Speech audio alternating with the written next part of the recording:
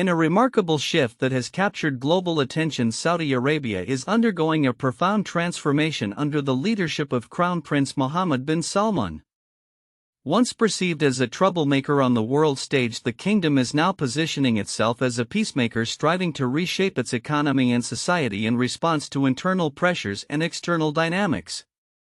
This evolution is not merely a political maneuver but reflects a broader ambition to diversify its economy beyond oil and gold that could have lasting implications for both the region and the global market. Historically, Saudi Arabia has been heavily reliant on oil revenue, which has accounted for a significant portion of its GDP. However, the government's Vision 2030 initiative aims to reduce this dependency by fostering sectors such as tourism, entertainment, and technology.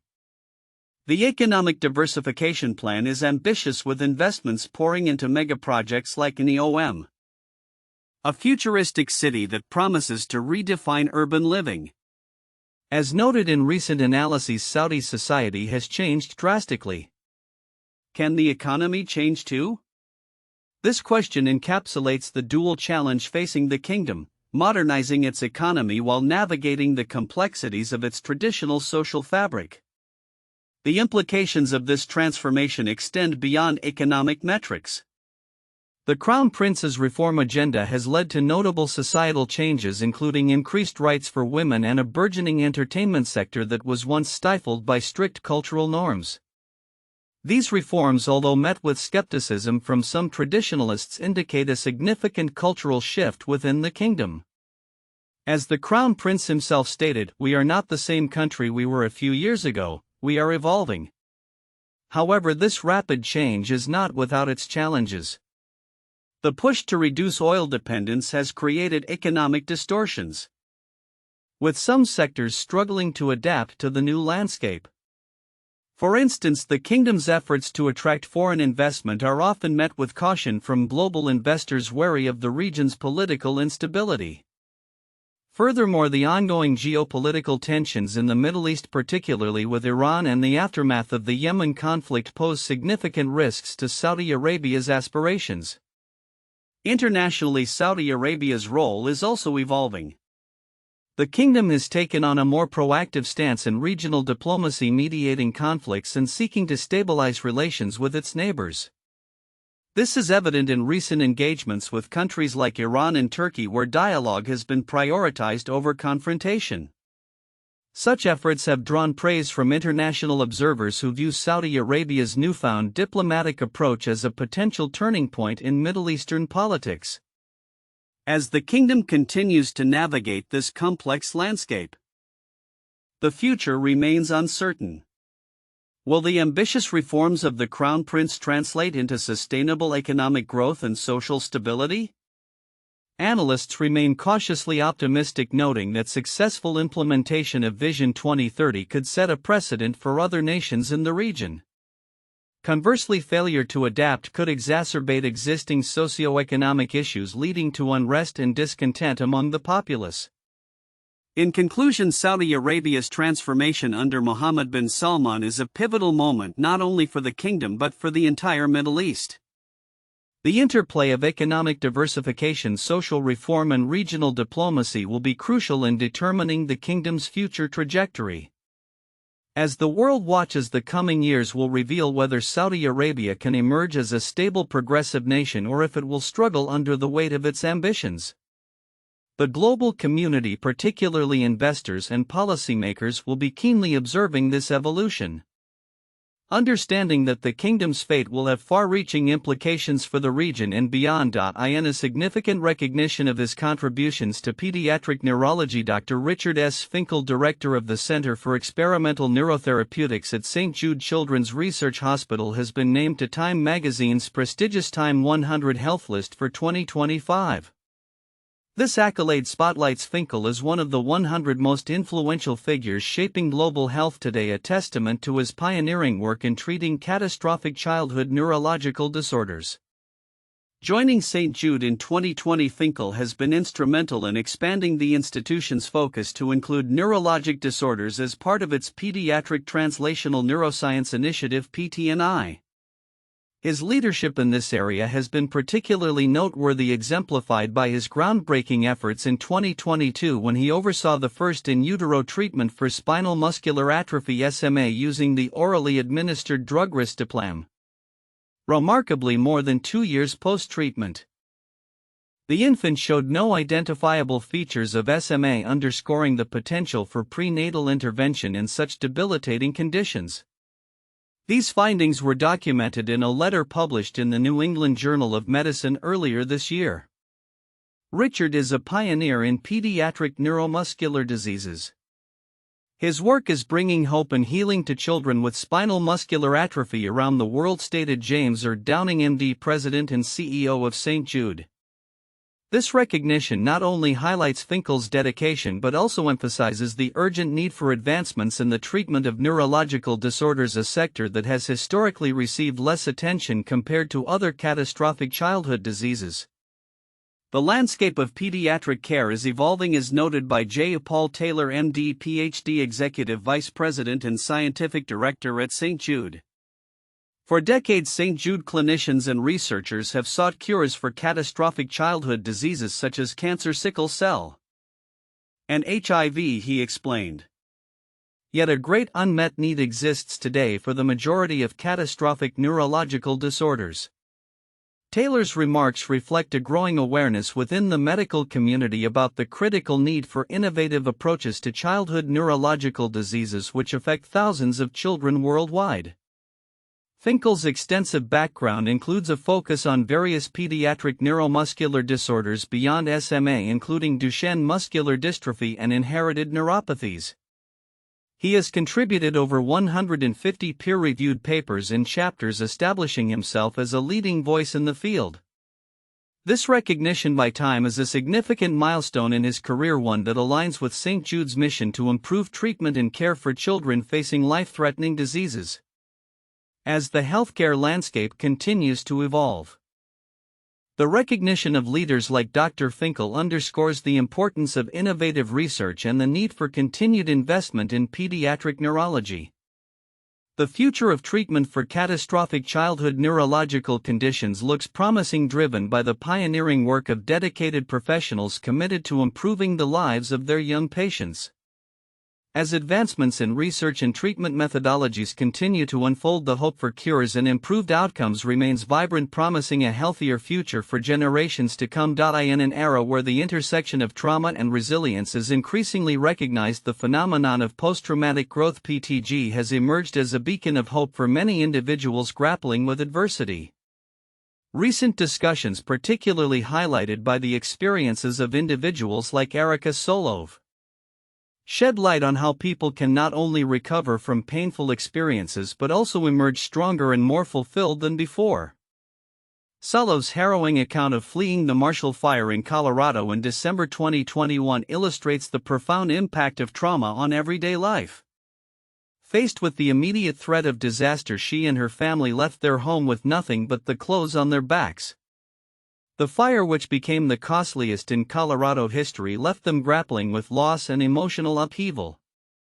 Initially, Solove experienced panic attacks and her children required trauma therapy, encapsulating the immediate psychological toll of such a catastrophic event.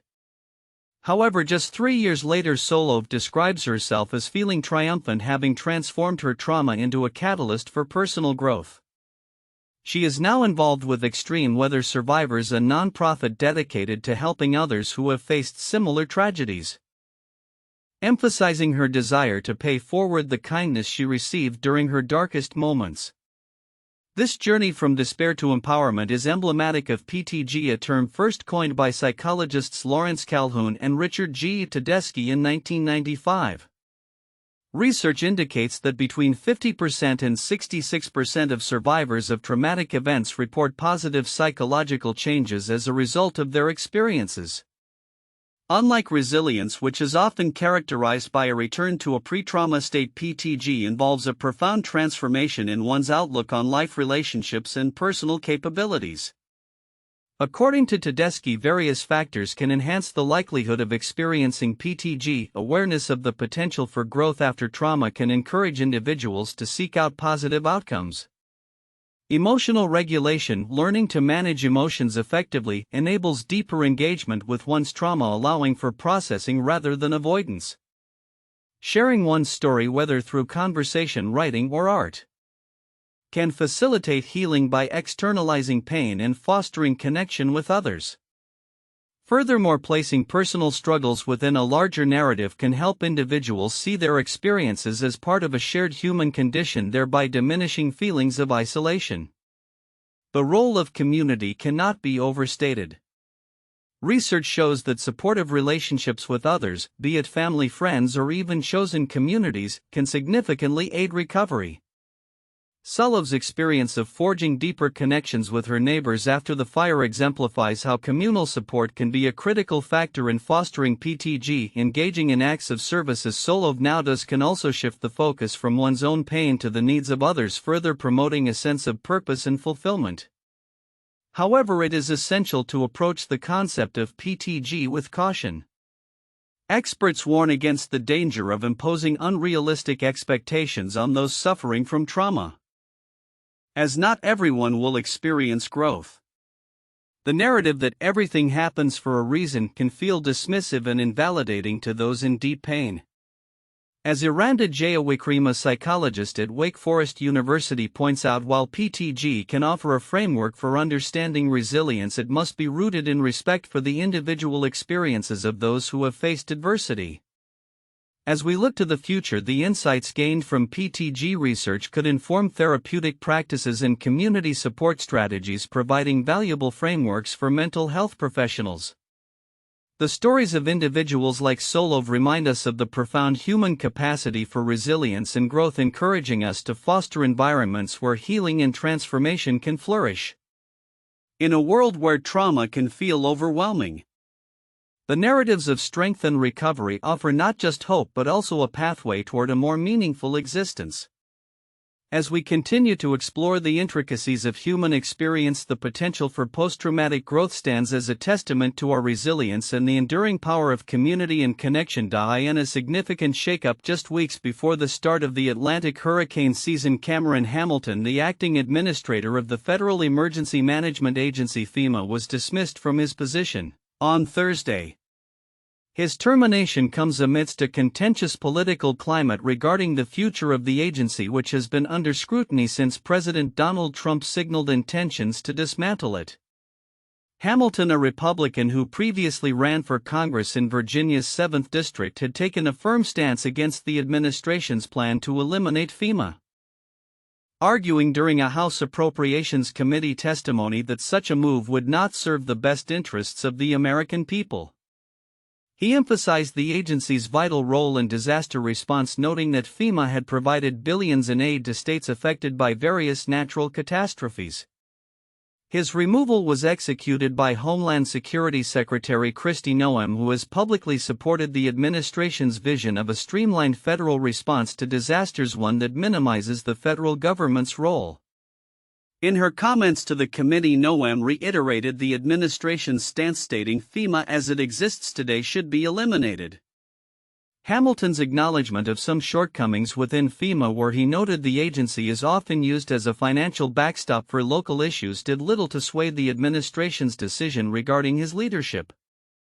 In the wake of Hamilton's dismissal, reports indicate that David Richardson, currently serving in the Department of Homeland Security's Countering Weapons of Mass Destruction Office, is set to replace him.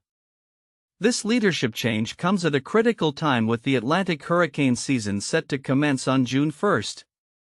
Seasonal forecasts from the University of Colorado predict an active year with 17 named storms and 9 hurricanes anticipated, far exceeding the average of 14 named storms and 7.2 hurricanes recorded from 1991 to 2020. The political ramifications of this decision extend beyond individual appointments.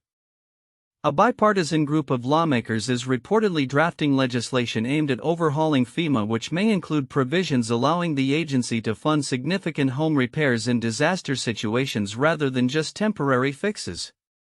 This proposed bill reflects a growing recognition of the need for a more robust federal response to natural disasters, particularly in light of the climate crisis. Historically, President Trump's relationship with FEMA has been fraught. Shortly after taking office, he suggested an executive order to either overhaul or abolish the agency, citing dissatisfaction with its performance. Despite the agency's critical role in disaster response, highlighted by the Biden administration's allocation of $1.8 billion for recovery efforts following Hurricanes Helene and Milton, Trump has consistently criticized FEMA. He even made unfounded claims that its resources were misallocated, suggesting that funds were used to house migrants in the wake of disasters. As the nation braces for another hurricane season, the future of FEMA remains uncertain. With Hamilton's departure and the potential for legislative changes, the agency's role in disaster management may undergo significant transformation. Observers will be closely watching how these developments unfold in the coming weeks, particularly as communities prepare for what is predicted to be a tumultuous storm season and a significant philanthropic shift. Bill Gates has announced his intention to donate 99% of his remaining fortune to the Bill and Melinda Gates Foundation, a commitment that will see the organization close its doors in 2045, 2 decades earlier than previously anticipated. This pledge, valued at an estimated $107 billion, represents one of the largest charitable contributions in history, surpassing even the monumental gifts of industrialists like John D. Rockefeller and Andrew Carnegie when adjusted for inflation. Only Warren Buffett's ongoing philanthropic efforts may rival this commitment, depending on market conditions. Gates' decision underscores not only the foundation's ambitious plans for the next 20 years but also his belief in the urgency of addressing global health and education issues now. "It's kind of thrilling to have that much to be able to put into these causes," Gates remarked in a recent interview, emphasizing the profound impact of this funding on global health initiatives. The foundation intends to allocate an additional $200 billion over the next 2 decades, aiming to make significant strides in healthcare, particularly in low and middle-income countries. Since its inception in 2000, the Gates Foundation has played a pivotal role in shaping health policies worldwide, partnering with various organizations to reduce the costs of medical treatments. About 41% of its funding has come from Buffett, with the remainder derived from Gates' wealth from Microsoft. Evidence of the foundation's impact is clear, with United Nations figures indicating a near 50% reduction in childhood deaths from preventable causes between 2000 and 2020. Mark Sussman, the foundation's CEO, noted that while they do not take full credit for these improvements, they have played a catalytic role in facilitating access to vaccines and healthcare. However, this philanthropic approach has not been without criticism, with some questioning the extent of influence a wealthy individual and his foundation can wield over global health initiatives. Gates defended this model, arguing that he has the right to direct his resources towards causes he deems important, specifically in reducing childhood mortality rates. Is that a bad thing? "It's not an important cause," he stated, reinforcing his commitment to the foundation's objectives. The foundation's future, while ambitious, is set against a backdrop of global uncertainty. Ongoing conflicts and economic challenges may hinder the flow of resources to health initiatives. Gates expressed concern about the sustainability of generosity towards global health, noting a trend of diminishing support in recent years. "Will it continue to go down like it has the last few years, or can we get it back to where it should be?" he pondered, highlighting the challenges that lie ahead. As the foundation anticipates its closing in 2 decades, it remains focused on critical goals such as eradicating polio and controlling diseases like malaria. The planned budget of approximately $9 billion per year will allow the foundation to concentrate its efforts on high-impact areas, ensuring that its remaining years will be marked by strategic and effective interventions. The foundation's landscape has shifted notably in recent years. Following the divorce of Gates and Melinda French Gates in 2021 and Buffett's resignation as trustee, the foundation has evolved its governance structure. French Gates has since focused on her own organization, aiming to address issues surrounding women's rights while expressing confidence in the foundation's leadership under Sussman. As the Gates Foundation embarks on this transformative journey, Its actions will undoubtedly leave a lasting legacy in the realm of global health and education. Gates' commitment heralds a new chapter not only for the foundation but also for millions who stand to benefit from its initiatives. With the clock ticking down to its closure, the next 20 years will be critical in determining the foundation's impact on global health, reinforcing the notion that philanthropy can indeed shape the future. In a world where water scarcity often sparks conflict, the long-standing tensions between India and Pakistan present a unique case study, especially regarding their shared water resources. Recent analyses indicate that while both nations face increasing water stress, the likelihood of war over water disputes remains low. This unexpected conclusion stems from a combination of geopolitical dynamics, mutual dependencies, and the potential for cooperative water management. Historically, the Indus River and its tributaries have been a source of contention between India and Pakistan. The 1960 Indus Waters Treaty, which allocated the waters of the Indus River system between the two nations, has withstood numerous crises. Despite this, the relationship has been fraught with mistrust, particularly as climate change exacerbates water shortages across the region. A combination of population growth, agricultural demands, and erratic weather patterns have intensified the competition for this vital resource. However, experts highlight that both countries are acutely aware of the catastrophic consequences that a military confrontation over water could entail. The reality is that both nations have too much to lose, says Dr. Ramesh Kumar, a water policy analyst based in New Delhi. The economic repercussions of a conflict would far outweigh any short-term gains from seizing water resources. Furthermore, the interdependence of their economies plays a critical role in maintaining a semblance of peace. As Pakistan continues to rely on India for access to water, any aggressive moves could provoke international condemnation and isolate Islamabad further. This sentiment is echoed by Pakistani officials, who have often stated that dialogue remains the preferred avenue for resolving disputes, emphasizing that cooperation could yield mutual benefits. The geopolitical landscape adds another layer of complexity. With both countries navigating relationships with larger powers such as China and the United States, the stakes are high. Any significant escalation in conflict could invite external intervention, making the prospect of war even less appealing. Analysts argue that both governments are likely to prioritize stability to maintain their international standing and economic partnerships.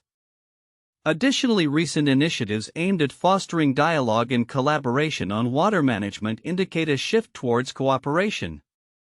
Joint projects and forums have emerged, enabling both nations to address water-related challenges collectively. There's a growing recognition that transboundary water management is not just a bilateral issue but a regional one, notes Dr. Alia Rahim, an environmental policy expert.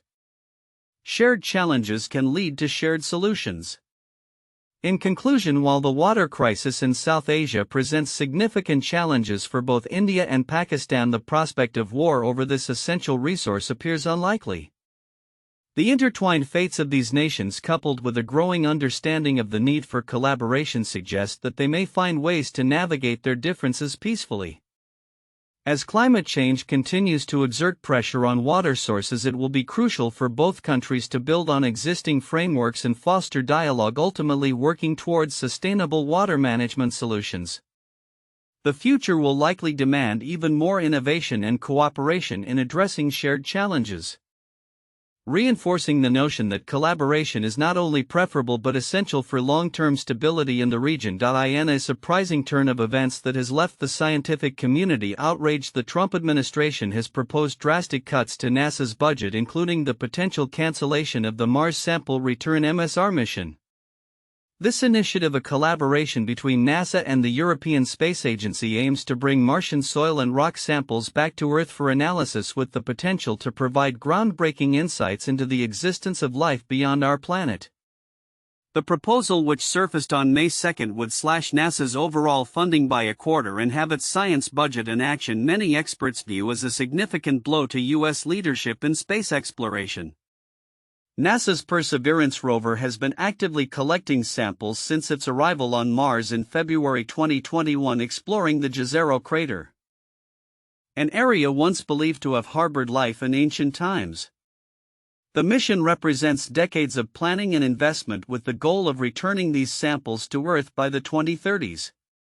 However, the Office of Management and Budget (OMB) has labeled the MSR project as grossly over budget, asserting that its objectives could instead be met through human missions to Mars.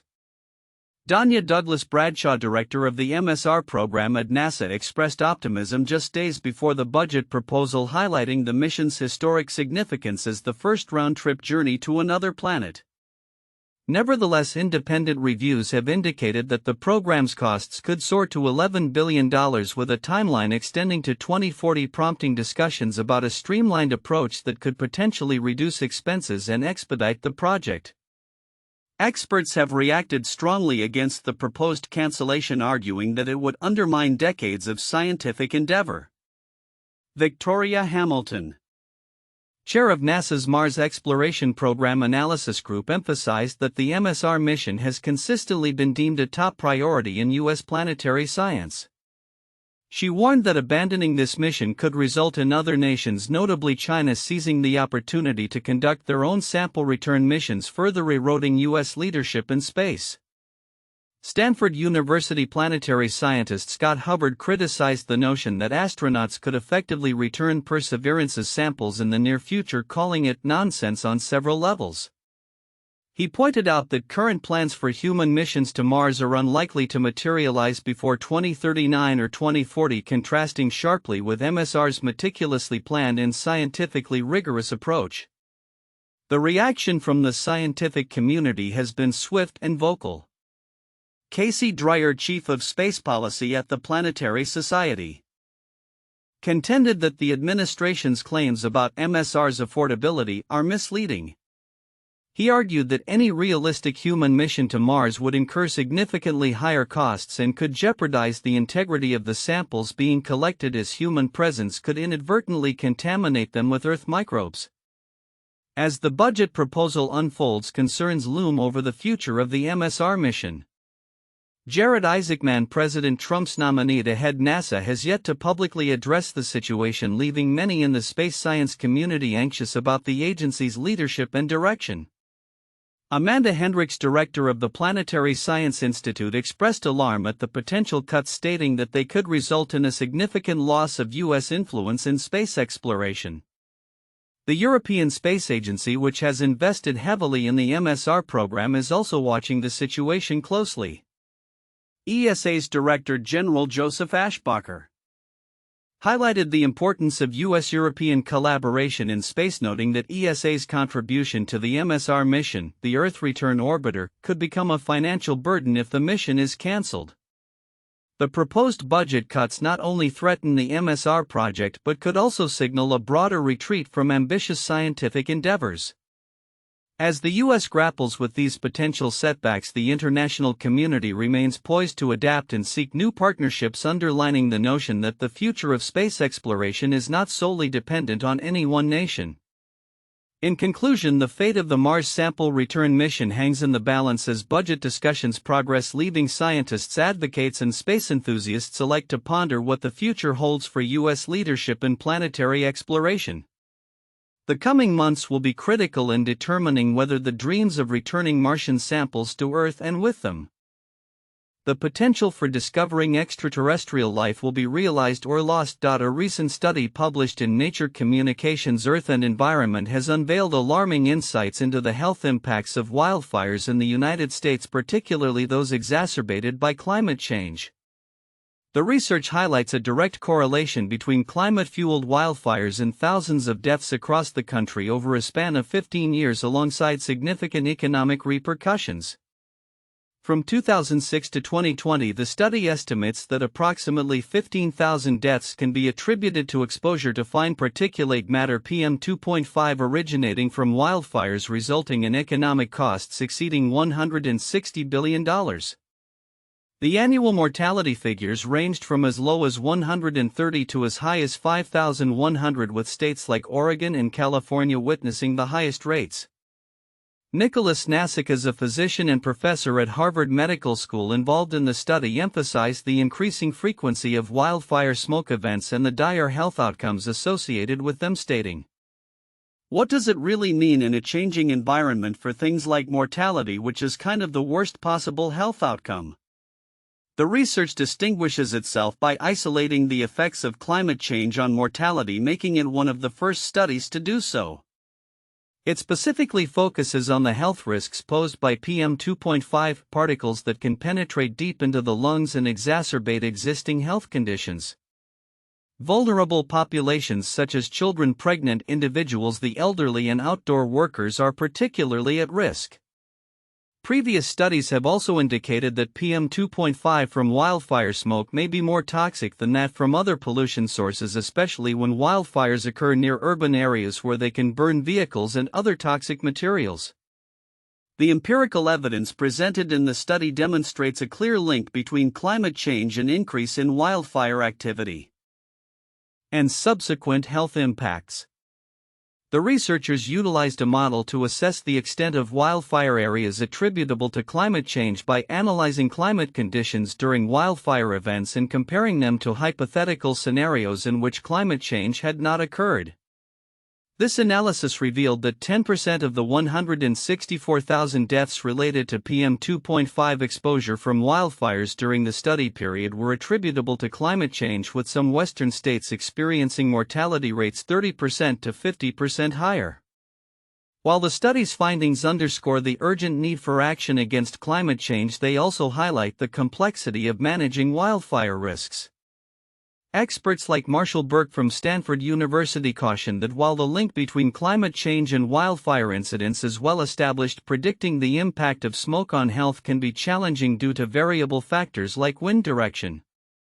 Patrick Brown, a climate and energy policy lecturer at Johns Hopkins University, raises concerns that focusing solely on climate mitigation could overshadow the importance of immediate wildfire management strategies such as prescribed burns and improved land management practices. The report stresses that without significant reductions in greenhouse gas emissions, the health risks associated with wildfire smoke are expected to worsen.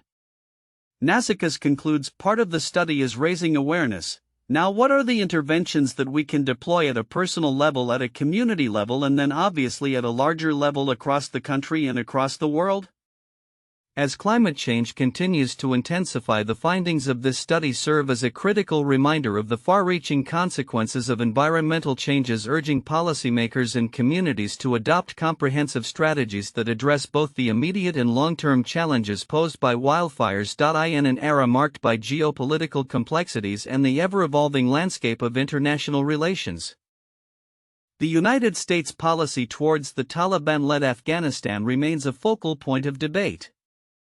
The recent analysis by the Middle East Institute highlights the multifaceted approaches taken by the Trump administration, which sought to navigate the tumultuous waters of Afghan politics while grappling with the implications of a rapidly changing global order.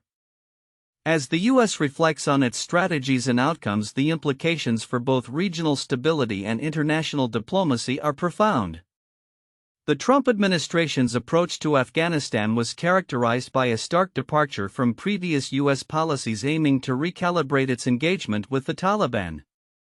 The administration's negotiations culminated in the historic February 2020 agreement, which outlined a U.S. withdrawal plan contingent on Taliban commitments to prevent terrorist activities. However, the subsequent rapid takeover of Afghanistan by the Taliban in August 2021 raised critical questions about the effectiveness of these negotiations and the broader strategy employed. Experts argue that the U.S. strategy was hampered by miscalculations and a lack of comprehensive understanding of the Taliban's motivations and capabilities. As noted in the Middle East Institute's report, the U.S. underestimated the Taliban's resolve and the extent of their influence across Afghanistan. This oversight, coupled with a hasty withdrawal, led to a power vacuum that the Taliban swiftly filled, ultimately undermining 2 decades of U.S. investment in Afghan democracy and security. The fallout from the U.S. withdrawal has not only reshaped Afghanistan's political landscape but has also reverberated across the region. Neighboring countries, particularly Pakistan and Iran, have recalibrated their policies in response to the Taliban's resurgence. The implications for regional security are significant, as these nations grapple with the potential spillover of extremism and instability. Moreover, the Taliban's return to power has complicated humanitarian efforts, with reports of increased human rights abuses, particularly against women and minorities. In light of these developments, analysts are urging the Biden administration to adopt a more nuanced approach towards Afghanistan, one that balances diplomatic engagement with the necessity of addressing humanitarian concerns.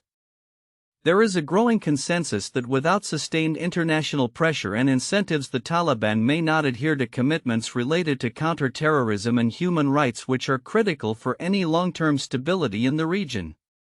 Looking ahead, the challenges for U.S. policy in Afghanistan are manifold.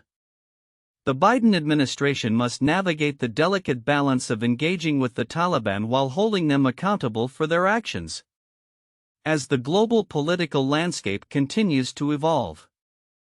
The lessons learned from the U.S. experience in Afghanistan will undoubtedly inform future foreign policy decisions not only in South Asia but across the globe. As the world watches Afghanistan's trajectory under Taliban rule, the importance of international cooperation and dialogue remains paramount. The stakes are high, and the implications of U.S. policy decisions will resonate far beyond the borders of Afghanistan, shaping the dynamics of power and security in the region for years to come. The path forward will require a keen understanding of local complexities, a commitment to humanitarian principles, and a willingness to engage with all stakeholders in pursuit of a more stable and secure future. In a startling revelation, a recent study has uncovered that a significant number of major U.S. cities, including New York and Seattle, are sinking at an alarming rate. This phenomenon, affecting 25 out of the nation's 28 largest urban centers, poses a serious threat to infrastructure, real estate, and the millions of residents who call these cities home. The research conducted using advanced satellite technology has provided a clearer picture of how geological and anthropogenic factors contribute to urban subsidence. The study's findings highlight that cities such as Fort Worth, Houston, and Dallas are experiencing the most pronounced sinking, with subsidence rates exceeding 4 mm per year. In contrast, cities like New York, Chicago, and Seattle exhibit an average sinking rate of more than 2 mm annually. Notably, Houston stands out as the fastest sinking city, with 42% of its land area subsiding at rates surpassing 5 mm per year. Houston has 12% of its area sinking faster than 10 mm per year, stated Manucher Shirzeh, a team member from Virginia Tech, underscoring the urgency of the situation. The primary cause of this subsidence is groundwater extraction, a common practice in many urban areas. However, in cities like New York, Philadelphia, and Washington, D.C., the phenomenon is primarily attributed to glacial isostatic adjustment. As Shirzeh explained, during the last ice age, massive ice sheets compressed the Earth's crust. When the ice melted, the ground began to rebound, but this process is not uniform across the landscape. In specific regions, particularly along the East Coast and Midwest, this rebound has resulted in further sinking due to the geological pressure dynamics established by the melting ice. In addition to groundwater extraction and glacial rebound, plate tectonics play a role in the subsidence of cities like Seattle and San Francisco.